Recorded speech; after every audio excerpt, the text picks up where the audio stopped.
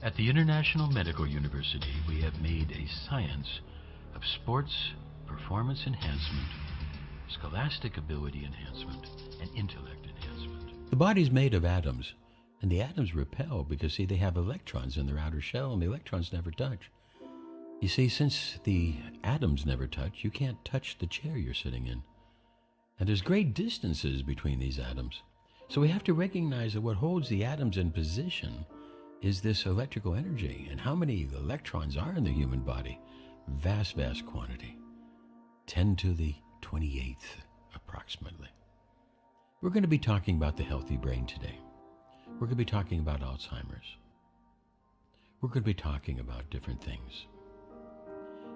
In the human brain, it's a remarkable, complex entity of chemical and electrical, magnetic, and capacitance processes.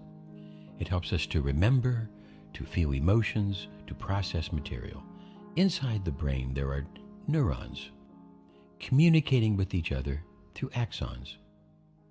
They send information back and forth through electrical chemical interactions that have a strong electromagnetic quality. They jump across synaptic clefts that produce neurotransmitters that help to share and transmit information through a quantic, atom by atom, molecule by molecule process. The synaptic cleft has been proven to be a quantic process, not a thermodynamic process. So thereby it is much more governed not by the chemical nature, but by the electromagnetic nature of the body itself. And you are what you eat. You see, it's very important to recognize that you are what you eat. And the difference between sick people and healthy people is often what they eat. Every time you eat or drink something, you're feeding disease or you're fighting it, as our friend Hippocrates has told us. Now we know that the brain is made of neurons. These are interconnected to work through an incredible electromagnetic chemical process that allows connections and process through different cases. In Alzheimer's, before the symptoms appear, two lesions appear: senile plaque, and made of beta amyloid protein, and a neurofibrillary tangle made of tau protein. These two things appear before the disease happens. Now, this plaque is formed by high glycemic foods that the person eats. We have different synthetic foods, high glycemic foods, processed sugars, white sugars, trans fatty acids, foods boiled in oil, nitrates. These are the bad foods. And these bad foods can produce accumulation of this plaque. Now, people's DNA actually can produce this. And if we see here, it's not proof that everything is in the genetics. Everything is in the diet. It's very, very important that we remove these foods from the diet, because certain people have the DNA that will allow this plaque to develop earlier in life. But still, those people, if they do not eat those bad foods, they will much reduce the risk of developing Alzheimer's. On the surface of the neuron is a protein called APP. Normally, this is broken up by enzymes on the surface of the neuron by amyloid beta. Amyloid beta protein is then to be cleared by the body, but in Alzheimer's, it's not cleared.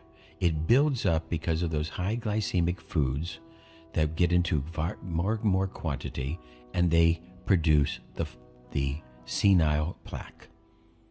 So the senile plaque comes to us from these bad foods in our diet.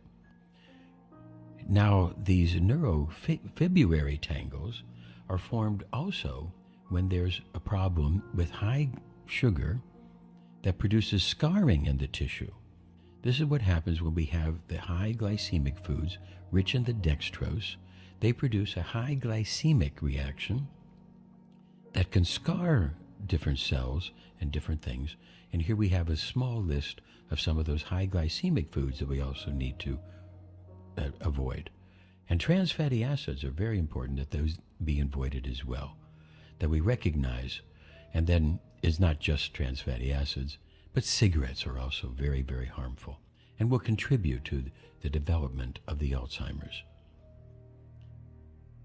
Now, signals going from the body of the nerve, the soma, going through the synapse, will pass through the neuron, which will be composed of microtubules. The microtubules are stabilized by the tau protein. When there's a disturbance in Alzheimer's, the tau protein becomes defective, it detaches from the tubules, and thereby creates a problem of the neural transfer. Then there's a breakup of the actual nerve fiber in the Alzheimer's. So we can see that it's like having a brain with pieces missing. There are different pieces missing. And we see that the symptoms of Alzheimer's, through decline in the ability, changes in personality, lack of memory, repetitive speech, difficulty in doing even some of the mundane tasks, forgetting things, forgetting where you are, what you're doing. These are some of the basic 8 symptoms of Alzheimer's. Without the skeleton, the neurons will degenerate, and the connections between these neurons are lost. The abnormal accumulation of the tau protein will produce the neurofibrillary tangle, produced by the bad diet. How do these 2 lesions spread then through the brain? Neurofibrillary tangles and the plaque do not have the same pathway. They actually follow a different pathway. Neurofibrillary tangle will develop in the hippocampus, which is essential for the memory in the brain. They start reaching the entire brain as they're spreading out, which causes a brain atrophy, and gradually the brain will start to diminish in size, diminish in function. The progression of the lesions corresponds with the symptoms, which begin with memory problems, then language, recognition, and finally incapacity. Senile plaque will develop in the cortex of the brain, then in the hippocampus, then the senile plaques will produce through the entire brain in a different way than the symptoms of the disease. We have an awful lot of questions that we don't really know that these 2 lesions together must be present in the Alzheimer's, but we do not know which one comes first. We do not know what is the progression, but we do know that this has a very, very strong dietary connection, and then also a genetic connection that makes it apparent as to how this builds up through our genetics.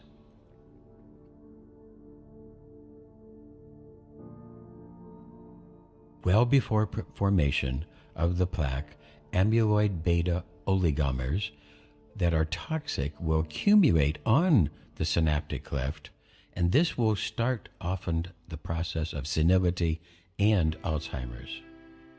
These toxic compounds are at the origin of the tangles and thereby create the symptoms. We have written more about what to do in a natural way in our books, The Alzheimer's Disease and Natural Energetic Medicine, and how to reduce that inflammation in the body and stimulate the enzyme activity.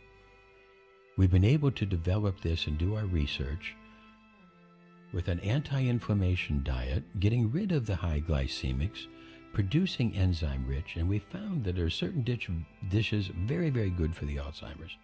We cover all of these in the books. What is the good diet to help prevent? What is the diet that also will help them? And curry powder has been also found to be very helpful with the Alzheimer's patient. Alzheimer's disease is a progressive disease that happens from these neurons unable to communicate through the accumulation of bad dietary plaque. And what we see as the changes of these things start to produce tangle and plaque, that there is a connection to the diet, a connection to the DNA that allows for these breakup of the different enzymes that upset the normal enzyme process, because alpha secretase should be breaking up the process to produce the APP, and the gamma secretase should be also working in the normal process. In the Alzheimer's patient, because of their DNA and because of their diet, what we find is that there's a different process from the beta sucrase, and this releases the beta amyloid, which then produces the accumulation that is toxic to the process of the neurons, toxic to the process of the synaptic clefts, and then they will produce an accumulation of plaque. In the protein known as tau that helps to stabilize the microtubules, this tau protein can also break up because of an inability of the electromagnetic process of the monitoring of the microtubules. What we are looking at is a magnetic process that starts to degenerate and breaks up because of different processes. Now, can we be able to develop an electromagnetic recovery system that would be able to, through electrical stimulation, be able to stimulate recovery? You see, here in the Alzheimer's brain, there's a slow progression of decay, but it's not just a chemical display. It's not just a chemical decay. As we said in the beginning, you see, all these atoms are made of electrons in the outside, so they don't touch, and everything is held together in an electromagnetic process. So now, can we, through an electrostimulation of the body, can we start to stimulate and stop the process of degeneration, maybe even reverse it? We've had very, very good success with this, with our SCIO, Eductor, Indigo technology, in being able to stimulate the brain. But now we've added to it the cybermagnetic system, which allows us to put magnetic music into the body and gradually make the person swim in that music. And this music, this magnetic stimulation, is contagious through the water molecules and starts to spread out through the whole body. Thereby, can we then maybe reverse the degeneration? Can we start to stimulate the basic functions electrically, magnetically, energetically, making sure that we take all the bad diet out and put all the good diet in, and we start these different sounds, different vibrations? Because what we've found is that there are certain types of vibrations in the ultrasonic range past 25,000 hertz, which can help to break up that plaque and get rid of it. Also, we have different magnetic, electromagnetic processes to be able to undo the damage of the tau proteins. Can we stimulate this? Now, what you're listening to now is just some of the basic sounds. Now, let's play some sound to help to stimulate that decay of the plaque. Let's stimulate that now. What you're going to hear now is that 28,000 hertz sound to ultrasonically break up the plaque and stimulate a repair of the tangle.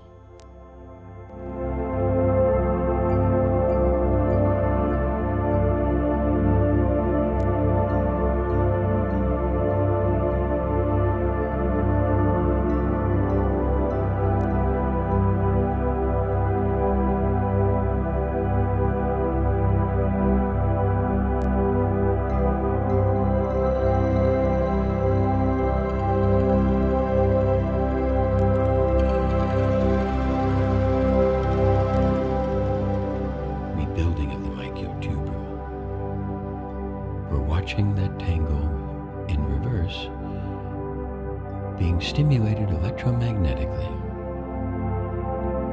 electronically, to rebuild the correct process.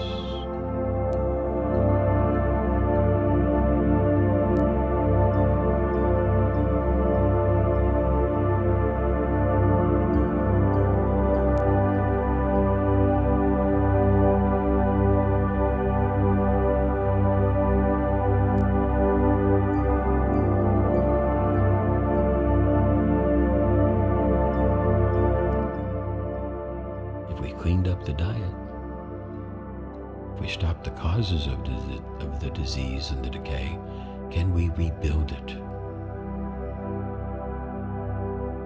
You're listening to the music that helps that.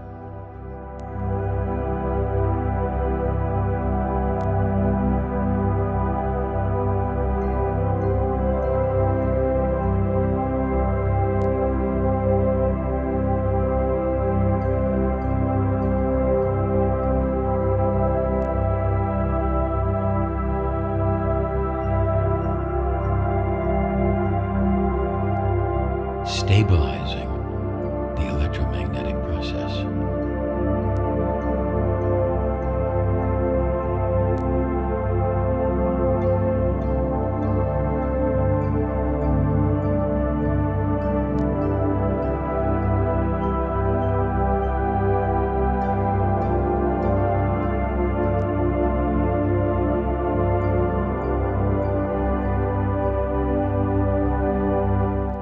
Reversing the degenerative process by an electrostimulation of the body at a small, safe rate to stimulate the body, electric, to repair itself and undo the damage.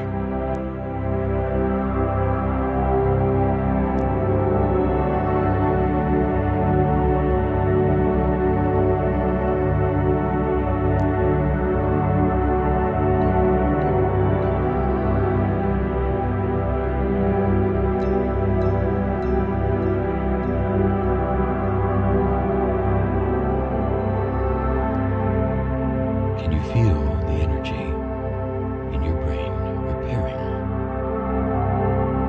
Relax and let the gentle magnetic sound and electrical stimulation repair the damage and bring back normal function.